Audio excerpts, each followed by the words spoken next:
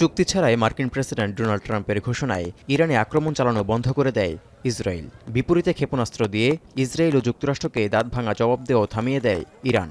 এতে 12 দিনের মাথায় 24 জন যুদ্ধের ইতি টানে ইরান ইসরায়েল। অস্ত্রের লড়াই থামলেও যুদ্ধবিরতির পর ইরানের বহু মানুষের জীবন কঠিন হয়ে উঠেছে।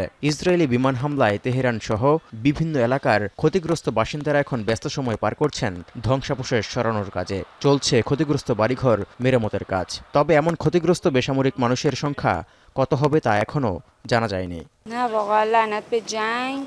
امیدوارم که هیچ جای دنیا جنگ نباشه، همه جا صلح باشه و همیشه همه مردم در صلح و صفا زندگی کنن. این حق مردمه।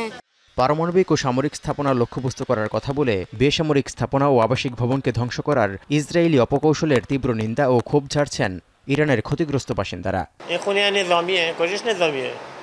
ما اینجا موشک داریم، هواپیمای بیدو چی داریم؟ کجاش اینجا نظامیه؟ نظامی و جنگ باید با نظامی بجنگی। এদিকে যুদ্ধবিরতির 5 দিন শান্তিতে পার করতে পারায় স্বস্তি প্রকাশ করেছেন ইরানিরা।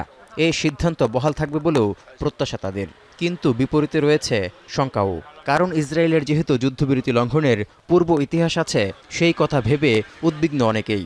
تموم شد الحمدلله ان شاء الله که ادامه دار نباشه، آتش بس باشه و زندگی هم آروم برگرده. از یه طرف یه دودلی و ترسم و واهمه هم باز هست، چون هیچ وقت اسرائیل روی قول و قرارش پایبند نبوده। ইরানি কর্তৃপক্ষের তথ্য বলছে ইসরায়েলি আক্রমণে তাদের 610 জন প্রাণ হারিয়েছেন, আহত অন্তত 5000। অন্যদিকে ক্ষয়ক্ষতির পরিমাণ এখনও নিশ্চিত করেনি। তবে মার্কিন হামলায় ইরানের 3টি পারমাণবিক স্থাপনা ধ্বংসের দাবি যুক্তরাষ্ট্রের।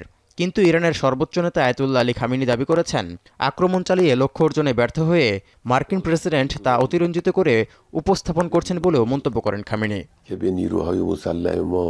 তৌহিদুর রহমান, এখন বিশ্ব।